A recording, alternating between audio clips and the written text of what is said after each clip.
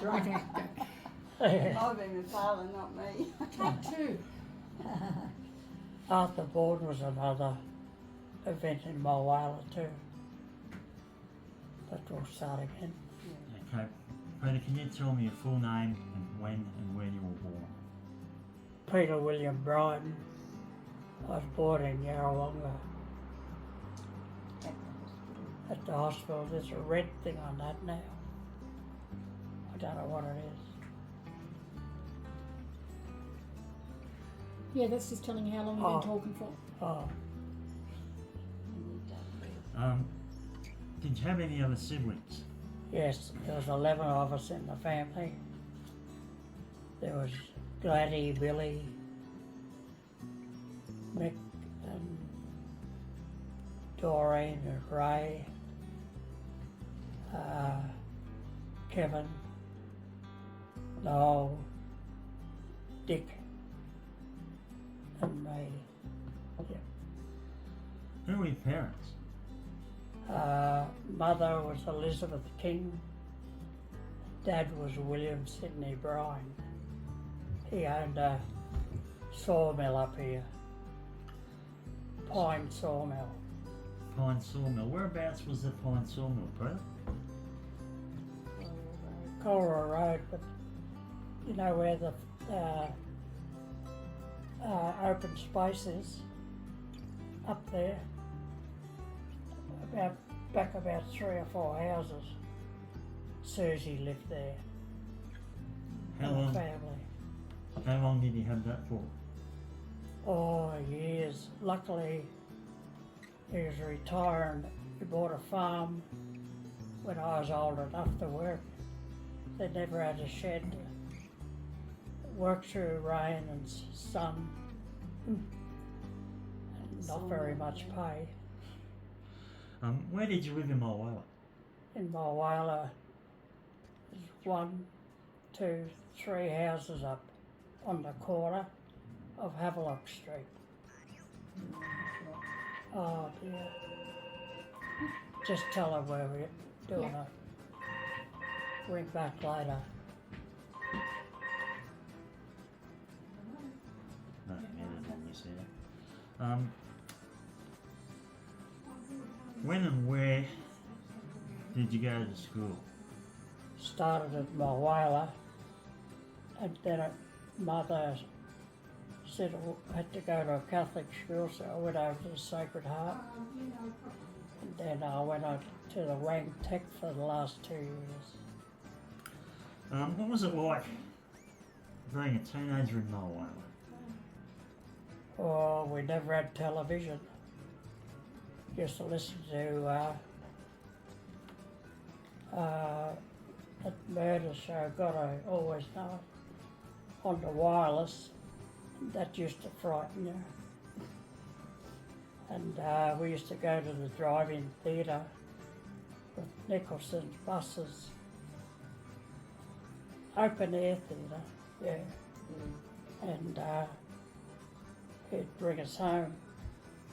And I remember one of the pictures was a scary one. So I bolted from the bus to the house in record time at night. Where did you work when you left school, Peter? What was your When I left working school, life? I went up to the Pioneer Cemetery in Corriwall. I remember it real well because there was a catacomb or whatever you call them with a lid on it. And there was a woman in there with black hair about 4 foot long, all the teeth and whatever. And my dear friends closed the lid. And I was down there with this woman, total darkness, and it was fantastic, really. Fantastic. When did you start out in the factory? In 1963, I started at the factory. It was the Defence Department back then. And I worked there from 1963 to 2000. With a break, I went to the Snowy to make a lot of money, so my brother said, and it didn't work out that way. Devil Fields put me back on at the factory. You worked down at Boiler House for a lot of years, Peter. Can you remember when you started down there? Yeah, I used to be a friend of George Campbell, and he was the foreman down there. We used to both drink at the Mulwala Swinger, and a job come up over the couple of beers, and I got put through the system real quick. Unfortunately, we were covering up asbestos lagging. We used to throw it at each other and wore the same clothes all week and had no mask, no nothing. We were covered in it. Growing up in Mulwala, was there any events or festivals that you can recall? The pop festival was a major thing, and the drive-in theatre and open air pictures. I was an older boy, whether you believe it or not. Can you name a few people like who were the shopkeepers and baker, who was Tom. the post office place? Tom Savage, he's a brother to Waddy Savage and Jack Savage. He owned the corner store as a grocery shop where Vinnie's are now. And Max McKee was the best baker of bread and pies you could ever see. The police station was a little room on the other side of the road with a great big wooden door. Hicks's had the butcher shop. Eddie Hicks went up. Yeah. And Kay's had the grocery store down there opposite the police station. Yeah, Kay's, yeah, remember that. Did Mulwala have a fire brigade, and can you remember who prominent members of that was? Mulwala Fire Brigade, Joker Nicholson is one I remember. I've had more time to think of, name other blokes.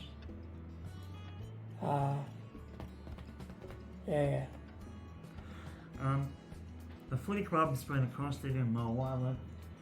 Did you ever play football at Mull? I played one game. My father said, football's no good to you. You're better off coming out working for me. But unfortunately, no pay was involved. So that's how it just went on and on and on. You had a couple of brothers play though, didn't you? Yeah. The old man said, when you turn 21, I'll buy you a brand new car. But unfortunately, he died when I was 19. So that was a sad story. Brothers, my father coached the team about 1918, and had 4 brothers, Brinty, Ray, Teddy, Kevin, Hargo, Harold, and me, of course. Yeah. Can you remember any historical events that were celebrated in Mulwala? The pop festival, there's pictures of it in Mick McGuinn's garage. That was a major thing for the weekend. And what other things? 1956, the Main Street was full of water. And every year, I don't know when it happened, but we used to whitewash Mr. Savage's shop and we'd go there and he'd buy us broken biscuits to clean up the mess. Knowing full well, I think, that the little fellas, what's that? After you made the mess. Yes. Do you know what I remember the highlights of my life was the church picnics. Oh, You yeah. know, the Catholic Church and the Church of England had theirs out at Banara on that corner paddock. Yeah, And yeah. they were an absolute highlight because every person supplied food and you didn't see food like that in your home, you know, No. because everyone didn't have any money. The town certainly grows in maturity, young fella.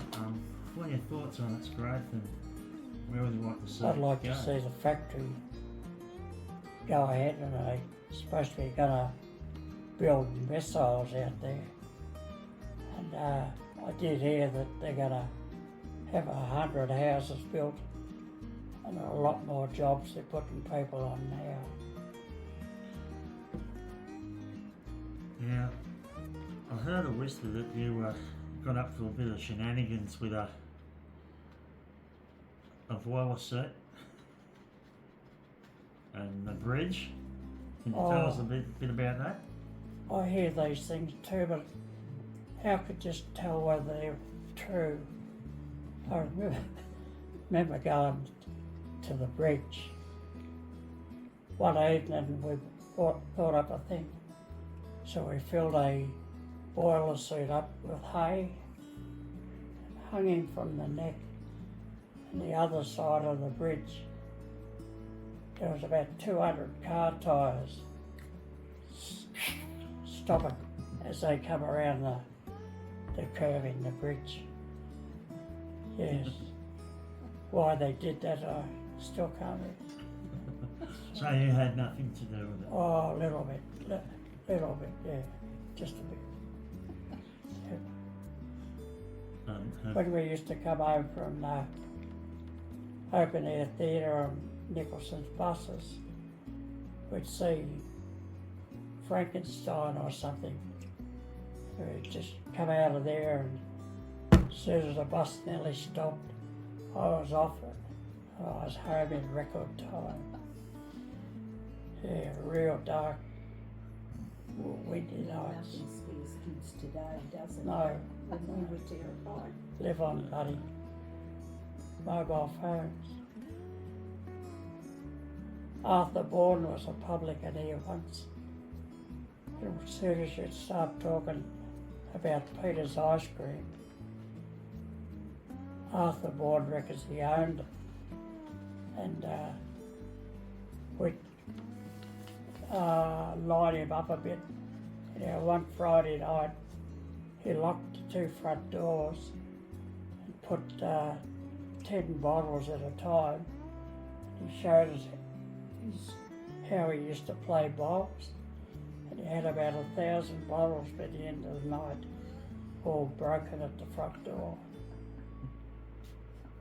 And another time, he said to me, said to us, he went and got his gun, he put it up where the wine is. He said, if anybody touches anything more, I'll shoot him. So my brother Dick waited till Arthur was busy and took the gun. And Arthur went off his head. Couldn't believe that somebody picks the gun that he's going to shoot us with. The other time, Arthur Bourne, he had to go to Yarra to get us a barrel of beer. We ran out. Anyhow, he went out to his car, and before Arthur got there, we jacked it up, so the back tyres just didn't nearly touch. And Arthur roared the hell out of it, come back in, threw the keys under the bar.